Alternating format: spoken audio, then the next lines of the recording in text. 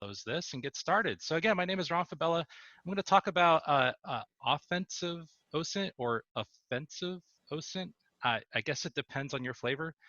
This isn't an overview on like what OSINT is or kind of like how to use Google. It's a little bit of that, but there's plenty of resources out there for actually doing like OSINT. There's a lot of really nice I professional can't hold resources out you. there. Hi. You hold me. Um, so again, my name is Ron. I'm in Chattanooga, Tennessee. Shout out to DC423. That's the group here in Chattanooga, and they get to listen to all of my crazy, different. Here, I'm just looking chat. Everyone can hear me, correct? That's not a what? Awesome. Okay. So again, OSINT, open source intelligence gathering, is just a formal word for like looking into things. And so for me, OSINT is fun, and it's not really part of my day job. Although I'll get to kind of towards the end about how this is really could be in anyone's day job. It's not doxing though, and doxing kind of has uh, a well-earned kind of bad rap for essentially looking into people for the purposes of defaming them, hurting them. This isn't really what that's about. And so just to kind of some ground rules and intro, I'm going to tag some of the resources as best I can from a read, watch, or try. And then this is Ron Fabela's creepy level. And usually when I do this presentation, or I kind of do this for what I call the muggles, right? The folks out there that don't really know how much their private information is readily available online.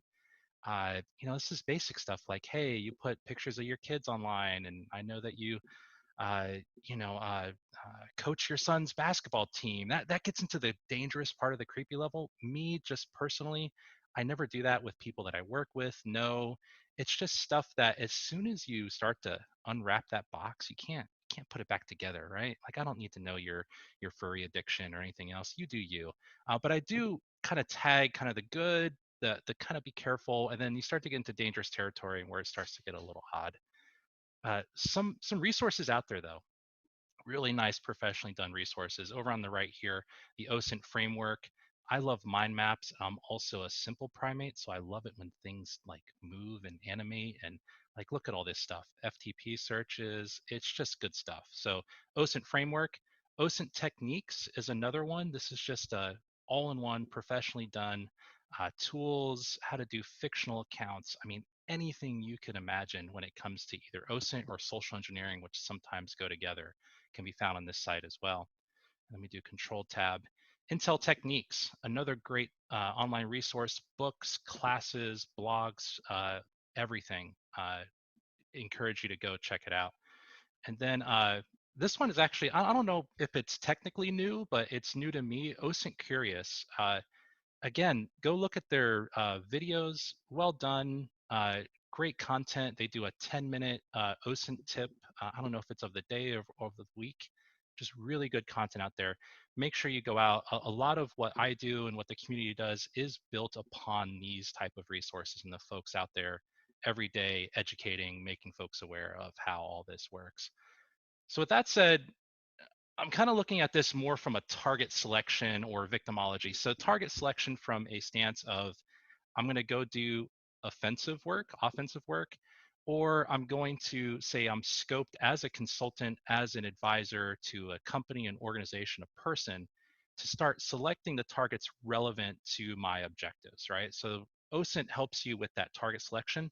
The victimology side is almost in reverse. So let's say you hear of something or you hear a rumor, some plant in Ukraine got hacked or some substation went down.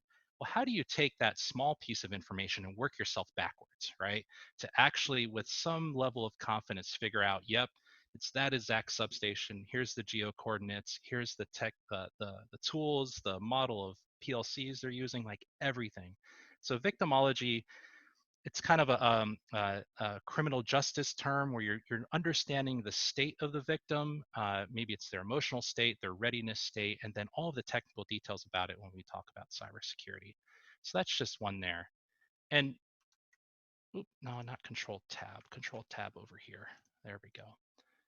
So just the overall process, and I know this is kind of very wordy, but when you talk about discovery or discovering information, there's a whole bunch of resources out there. So vendors and companies as targets love to put out press releases, whether that's a partnership they're making, and in this case, the power utility in Ukraine, which I'll be using as a use case, they put out a press release, and press releases are chock full of great information when you're talking about target selection. They're going to put in a new auto transformer, modern, like this is in bold, right? Modern monitoring, remote monitoring. So what does that mean for the community? They have remote access. Somebody does, and maybe I could too. LinkedIn bios, LinkedIn profiles. Here's another example of a press release put out, by the local, nation, whether it's a press conference or a press company, media, and you start to get little tidbits of information here: the type of substation, the name they gave it, the type of voltage, time frames, all the construction information, and then kind of most importantly, what technologies or vendors they're going to be using in that substation. So you start to, whittle down. These are all kind of very good, free, open, and non-attributable type of pieces of data, right? No one knows that I'm looking at this press release, and that's a good thing for me. Let me continue on. LinkedIn bios. I put this as careful because, if you don't use a shadow or a puppet, so if you ever see a Derp McGurk, Chief Intelligence Officer at the ALEC group, hit you up on profile, that's my shadow. And that's good, right? Because if you're going to actually try to simulate the adversary, or let's say you are the adversary, this particular time, you don't want exactly to leave a footprint around all these different LinkedIn profiles. So if I'm going to build out an organizational chart for my target, it'll be kind of weird if Ron Fabela at his current company hit up every single VP, director of this, engineer of that. So it's best to be careful and kind of choose your paranoia level. But LinkedIn profiles are awesome. Folks love to put on their profiles what stuff they like to work on. And with this kind of skew of ICS cybersecurity and OSINT and how it relates, really you're looking for vendors, right? What kind of transformers, what kind of switches, the vendors they use, the network equipment they use. This was just a quick example. You'll get down to the make and model and version of software that they're using in these companies. It is amazing. And if you think about it without that paranoid hat on, you want to put that out. You want to put that you have experience with these vendors, these types, these software versions. And so, but it's just a treasure trove of information. Conference presentations. Uh, this one is awesome.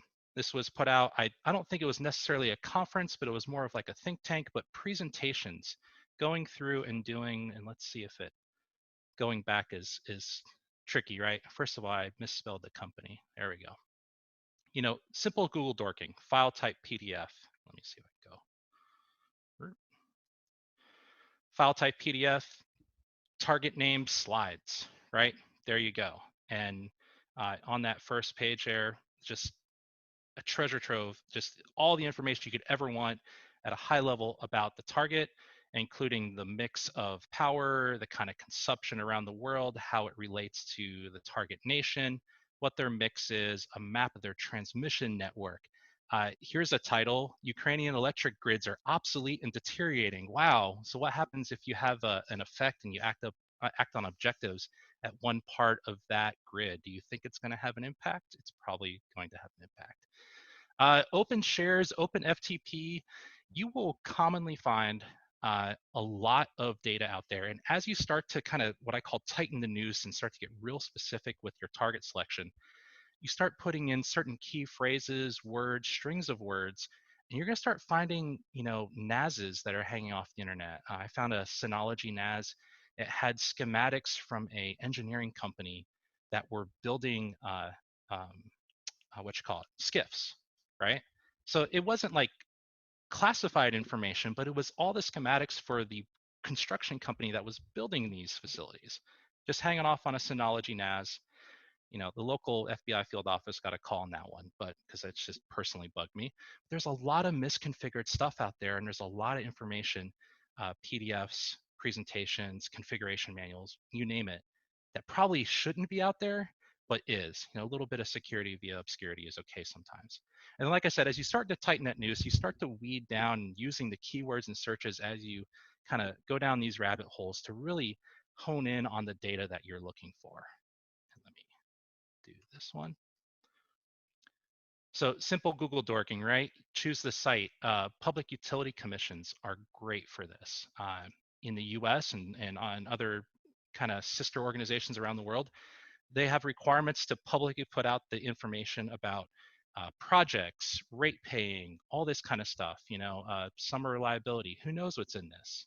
There a lot of times in here they'll say this substation's at near capacity for its load, and it's critical that we add more capacity, like more relays, more bus lines, more everything to this, because in 5 years it's going to fail.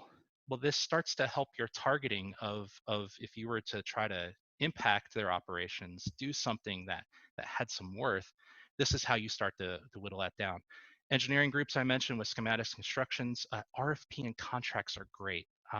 Companies, some good, some not so good, will put out the full request for proposal online because that's what they have to do from a procurement side.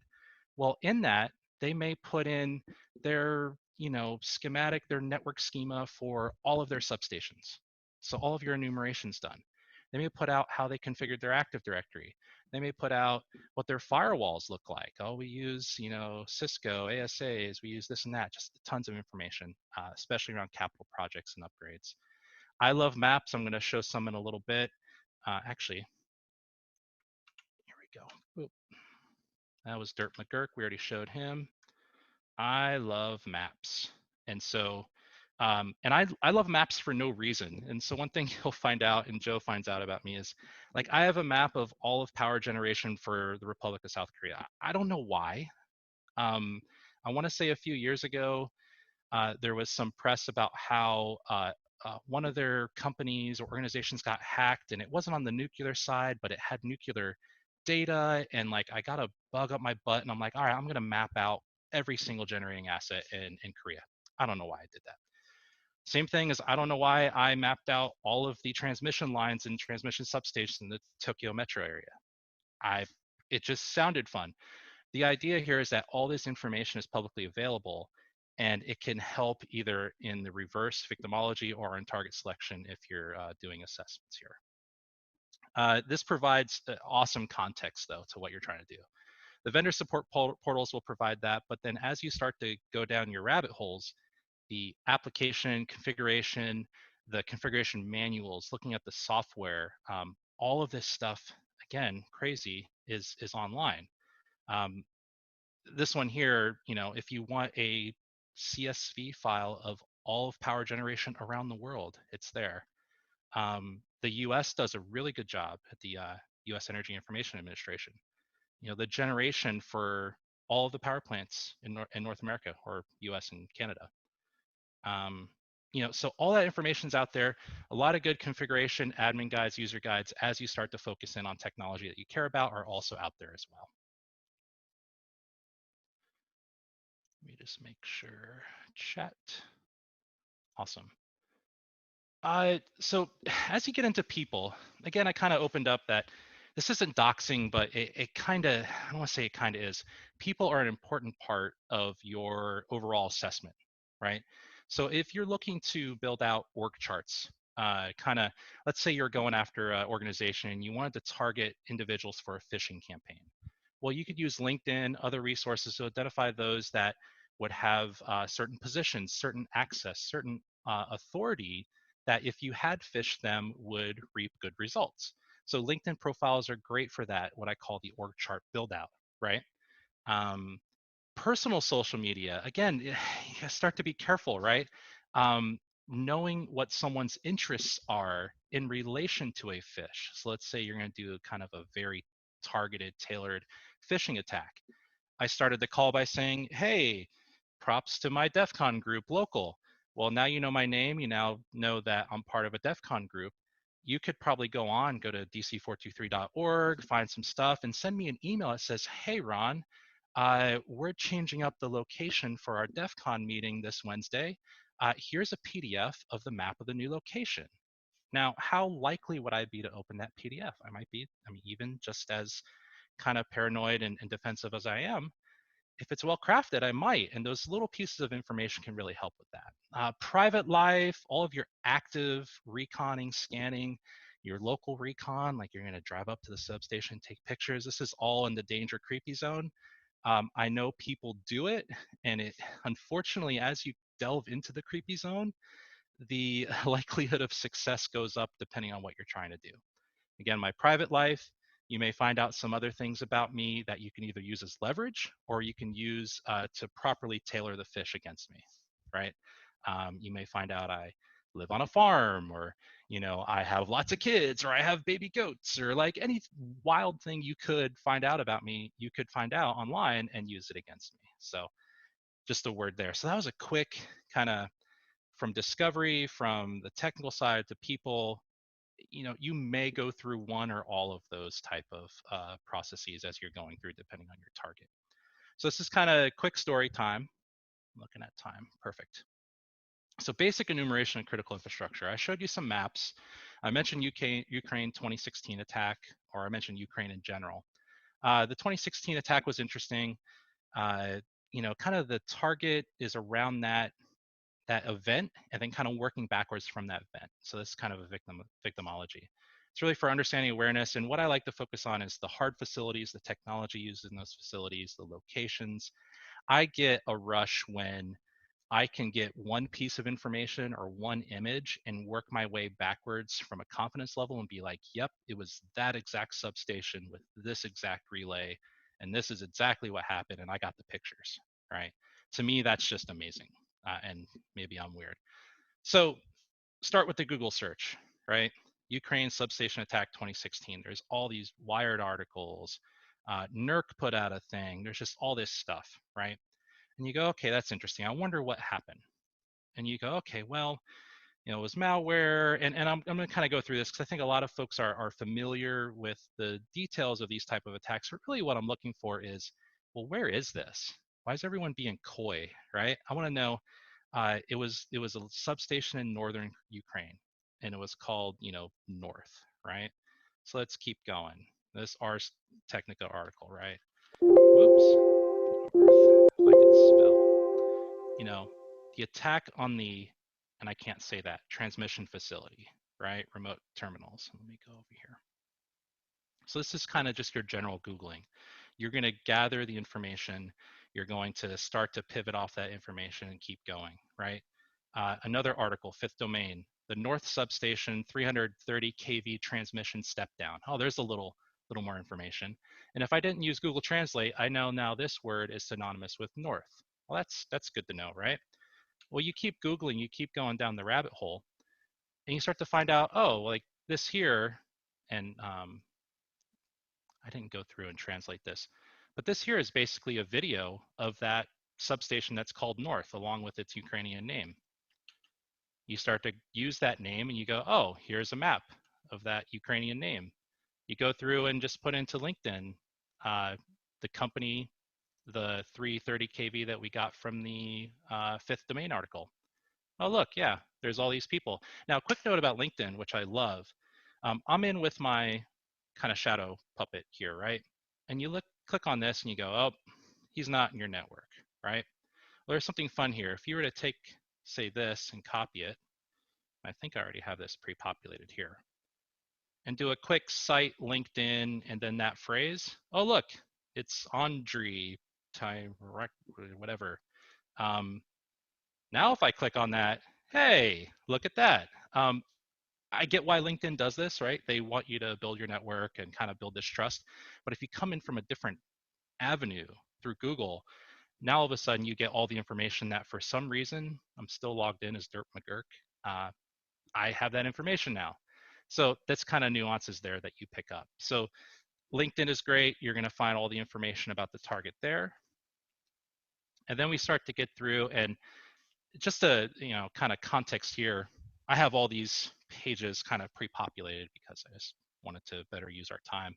But this takes, depending on The location, the uniqueness of your terms and searches, this may take a half hour for you to kind of whittle down and go, oh yeah, it's this substation. It's north of Kiev, and you know, maybe some other like knowledge things like, hey, this is clearly a step down, right? Here's, lines coming in, control centers, transformers stepping down the power. You start to pick these things up depending on what your target is. And you start to get a level of confidence of, yeah, I think that was maybe the substation. And again, confirming on Google Maps, lots of different tools here. One that I particularly like, let me just go to the mapping section. Um, OpenStreetMaps is great because it has more than just imagery data in there. So Google Maps is good if you want street view, if you want kind of more high definition aerial photography, if you want like the people aspect of it, people taking pictures and putting it on Photosphere, that kind of thing. OpenStreetMaps is great for all the other details. So they've gone through and enumerated here, what the substation is, the voltage of the lines coming out, the towers. And if you scroll out here, you know, here it is for Ukraine, here it is for the world, because this is all in OpenStreetMap data. So there's I think it's at Russ. I put it in the beginning here. Or did I? Nope, we'll go back. Uh, Basically made this beautiful map of just taking and slurping all that data in from a critical infrastructure stance and just putting it into one spot. These type of diagrams really get some mileage, right? You're given a presentation, you're trying to bring some context in. This is great. When someone sees this level of detail down to the tower placement, down to where the transformers are, 3, 2, and 1, really gets some attention. Uh, Again, here's a fun one. These videos were great because again, I suspected that this was the substation in play. This took a few days, and I kind of confirmed some things with press releases, with the company itself putting out Facebook kind of pictures and information about the outage. Here's a video. Here's the guys with their control center. Here's the transformers. Like it's amazing. Like I don't know if you can really see this. Let me pull this out. What is that right there? It's a remote desktop session. Like just beautiful amounts of information. And when you look at this after the fact, after an attack has occurred, you go, oh, well, I can't be for certain. I don't have the logs or the PCAPs or anything to tell me that they use remote desktop to get into that control center, but shit, there it is, right? It's remote desktop at a control center. It's pretty confident level there of what's going on. So again, all that good stuff's up there. I happened to get lucky on this one where they had like high definition video inside the manned substation. Cannot get any luckier than that. So Google is good. Again, I love maps. And there's one thing to say in an assessment, or let's say, with the Ukraine situation, hey, I was looking at your firewall rules. You really should shut off 3389 going into the substations. That's a risk. And then oftentimes as a pen tester and assessor, they'd come back and say, well, yeah, Ron, but so what, right? How would someone even know to target this substation or to, scan this network or do whatever? Like, where would they even begin? So it's one thing to say I can find all power generation in South Korea. It's another thing to actually show it on a map. It has some shock value, right? Same thing with transmission lines, same thing with anything else. Visuals are impactful. So just keep that in mind. I made a reference here for the Open Infrastructure Project. It's OpenStreetMap data in a nice kind of frame and wrapper. Very good. I used for all my maps are basically Google My Maps imports.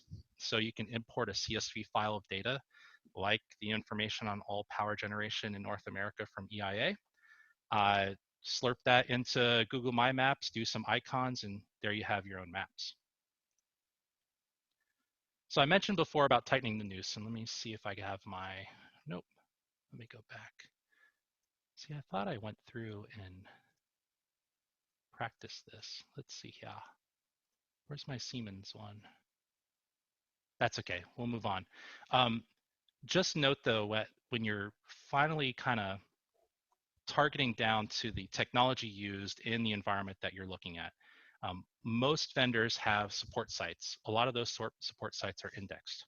And I'm just going to open up here, do site, LinkedIn, no, site, support. There we go. Here's an example.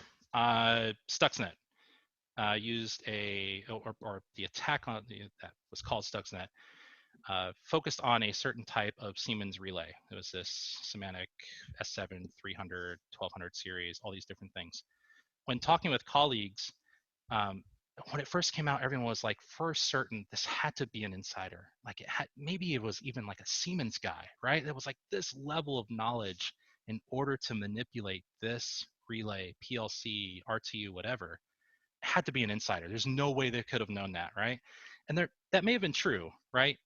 Insider knowledge, experience helps increase the likelihood that you're going to succeed, but the data is out there. So just going, site, which is the Google Dork for search only within this site, the S7 300 block, file type PDF, and here's the function block diagram for that, with all the memory mappings, everything I would need technically to go and attack and manipulate this PLC, right? Now, am I going to be successful without some experience? No, probably not, but the data is there. So that's another good context to have. So again, if we were to go at this reverse and say, all right, well, not from the reverse. Let's say I'm just going to choose a vulnerability. I'm going to use all these pivots, the LinkedIn pivot, Google. I haven't talked about Shodan yet, but I think a lot of people know about Shodan. Let me just see what's out there. Let me target something. And so let me go on to my next one here. Perfect. ICS CERT, USCERT, everyone puts out advisories on vulnerabilities. It's a needed, sometimes flawed, but needed process, right? Just going through here and say, well, let's see Schneider Electric, right? They put out this SCADA software. I kind of want to go after the software side. It has a pretty high CVSS. Let's see what's out there, right? Let's just pivot through and see. Gonna use my kind of LinkedIn pivot, just search for Schneider IGSS. Okay, here's a technician that listed that. He worked for this company. He worked on this, I don't know, vessel. It says ship. So let's search that. Oh, look, it's a ship, right? That's interesting. Maybe that's an interesting target. I don't know. Oh, no, that's not that one. That one, that one. See, I got them all out of order. Where is it? There it is.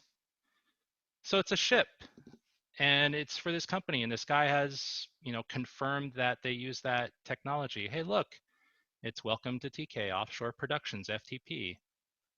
Maybe this is a good target. Maybe this is a good pivot. Maybe this IP address is valid or owned.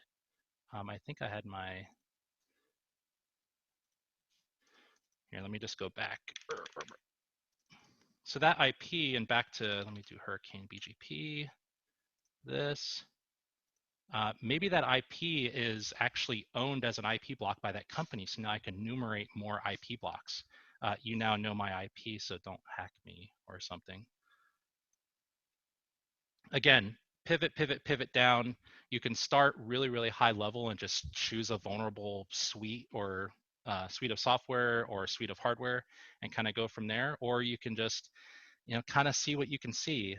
Unfortunately or fortunately, researchers just like to sit on Twitter and post like, hey, look, there's this open VNC thing over here, and look, there's a power plant online. Like, I guess that's fun, but if you're looking to actually like advise or have impact on an assessment, this is good context to have because it kind of starts to bring it home. Educational awareness is great when you're acting on objectives. Context for the reporting, like as a pen tester, again, to have the context of, hey, MS08 067 is bad, you should probably patch it. And they go, so what? And then I say, oh, it's also on the internet. And they go, yeah, so what? And I go, oh, and then here's the substation, it's right here. And then here's the guy who is listing on his LinkedIn that he works there from 9 to 5, Monday through Friday. And then here's how I fish him, and on and on and on. All that stuff kind of builds context for reporting. You can start to dig deeper. Um, Active scanning. I used to have this thing, which was fun. Um, using BGP, looking at all the utilities in the country and the IP blocks they own. maybe using mass scan or showdown alerts to then go, well, let me target down just to see if anyone's running OpenVNC on only these ports. Because scanning the whole internet's fun, but it's not as fun as just scanning known utilities in North America. That kind of stuff. Be careful. It's kind of dangerous as long as you don't really act on those objectives, right? So mass scan, again, be careful. I would use Shodan. John Matherly at Shodan, he has this network of devices that are out there scanning for you. Like, why not? Why not just use that? Recon NG is another great tool. Again, using kind of all the techniques, the data sets, a whole bunch of other data sets that I haven't shown you, and putting it into a scriptable and repeatable way to scrape all that data for things that you need. Shodan Alerts is awesome. Again, expanding their service, they've put out to say, hey, try this out, put in an IP block. Anytime a device from that IP block shows up on Shodan, we'll send you an email. Well, that's useful as an asset owner, as an assessor, as someone trying to figure out, hey, everyone's working from home, and why is all the utility space now running RDP? Well, that's useful to have in your email box as well. Let's see, what else I got here? Oh, and then reporting. So, the devil with that is, you could do all this for fun, like I do, and then not get paid for it. Or if you're doing an assessment, really, they don't care about all the cool stuff you found or all the boxes you pop. They care about reporting. So present that data in a way that is meaningful. I like to use mind maps. I obviously like to use maps in general. Emphasize on the context, the real impact of what it is that you're finding, not just the here's the Nessus report or here's how I could fish, Ron at his company, but add in all that context that you can gain from open source data sets. And then also, if you're not in ICS cybersecurity, OSINT, social engineering, there's a lot of adjacent markets for this. And so this is kind of a weird joke that I did trying to tease this out. I did this years ago, but sales enablement. If you're going to acquire a company, vetting a politician, like these are all things that we call social engineering OSINT that people have been doing for decades, right? High-level talent recruiting. They're doing this kind of thing, and this was just an example, kind of an exercise I put myself through. It's like, well, if I took all the cybers out of it, like how useful is this data? Well, you gather information about the organization, key decision makers, maybe the chief of operations. You start to get all this information in a report. It's useful for those non-cyber things. So to recap, a lot of good OSINT resources out there. I'm going to put them back up on the screen here. We really are standing on the shoulders of folks that put in a lot of hard work, a lot of research, that are writing the tools, doing the blogs, doing the videos. I encourage you to go out there, look at their stuff, push them on Twitter, all really good things. Definitely try to keep away from the personal side. Again, that's my personal preference. I don't really look into people and organizations that I really do business with or know. A lot of times that's something that you can't put back in the bag. So be careful on that. And then also, try to use this knowledge and skills for good.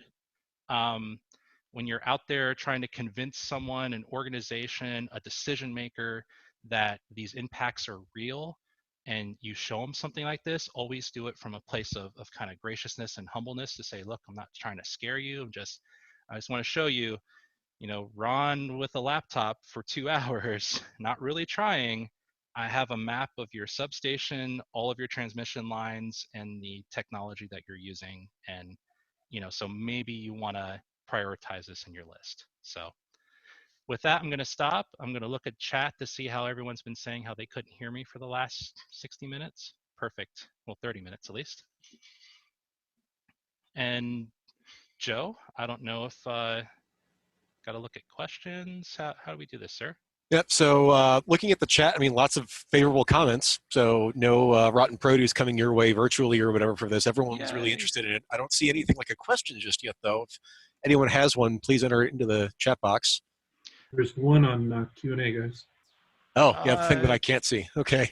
the low quality feed, hopefully that Oh, wasn't across the board, Joe, and yeah, some people were having issues in terms of the feed. Mine was fine, so the recording okay, should be fine. So, awesome. as much as I hate to say this for people who have sat through this already, and I'm sure Ron, I know this wasn't completely slide based or whatever, but we can get some things up for after Yeah, action review. So, yeah, but otherwise the recording should be okay. So I apologize. I don't know if this is bandwidth throttling for certain people because we're in strange times or whatever. exactly. Well, thanks again, Joe, for putting this on. Again, it's an excuse to talk about stuff. Ooh, we got questions. What reactions have you seen from companies when you present this? You do have to be very careful. This is where proper scoping and of the engagement and then reading of the room is critical. Um, I've done this in the advance, like in the proposal stage, where it's really helped out. Like we're going to go do a pen test of company X, and they said we're going to do their wireless networks, right? Well, putting in the proposal, here's the facilities you identified, here's the satellite pictures, here's how we're going to walk around. That has been helpful because it shows that you have interest, knowledge, and that you're going to be efficient in your assessment. I've had it backfire at certain levels. And again, those are kind of in the early days. So you really got to read kind of the scope and intent of the engagement. If they're looking for a check the box type of just, we had a pen test or a group come in and do a risk assessment, some of this stuff may be like out of bounds.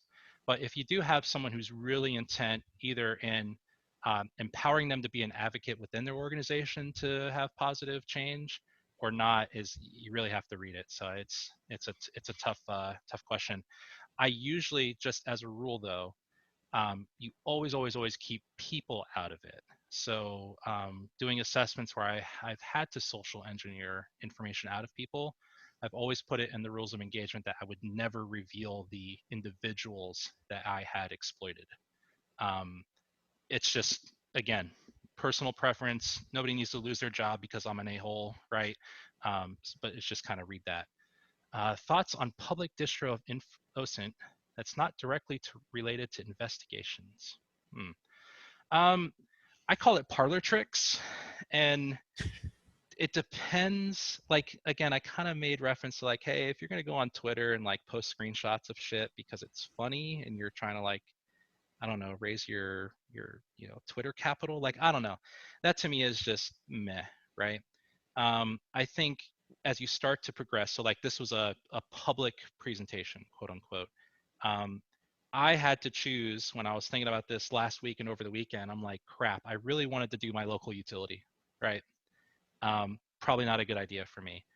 When I've done presentations on this on people, like I said, those awareness campaigns for don't put all your stuff out on the internet. I used to do in a room of 20, 30 people. All right, who wants to be the guinea pig, right? Raise your hand. We'll do you today. And boy, has that backfired. Holy crap. Um, so I usually dox myself. The public distro of OSINT, uh, because it's already open, isn't the problem. It's the aggregation, the analysis, and then the assumptions and outcomes that you get from that aggregation of data that starts to get scary. So never discount that as a OSINT analyst or as someone looking through this. Just to say all this information's out there, so it's fair game, is not fair. Um, the stuff I showed you was time analysis experience that I had, knowledge I had of the industry, all wrapped into a consumable bite-sized package that could do damage if it's maliciously intended. So um, I don't know about the legality of it. When someone with 100,000 Twitter followers says, "Hey, Ron Fabela lives here and he's an a-hole," yeah, that has some problems. You could find out where I live; it's all public record. But like, don't be a dick. Um, any other questions? I think I have 1 minute. Yeah. There is one. If you can get to the legality question pretty quickly, then we'll turn things over to Franklin. Oh, here's the last one. How many times have you found out that someone you were looking up was a furry? Not a furry, but maybe similar interests as me. So that's fun to drop over lunch. out of the blue. But thanks again for your time. Really appreciate it, Joe, for putting this on. And if anyone has any questions, ron.fab@gmail or ron_fab on Twitter. So thanks again. Thanks, buddy.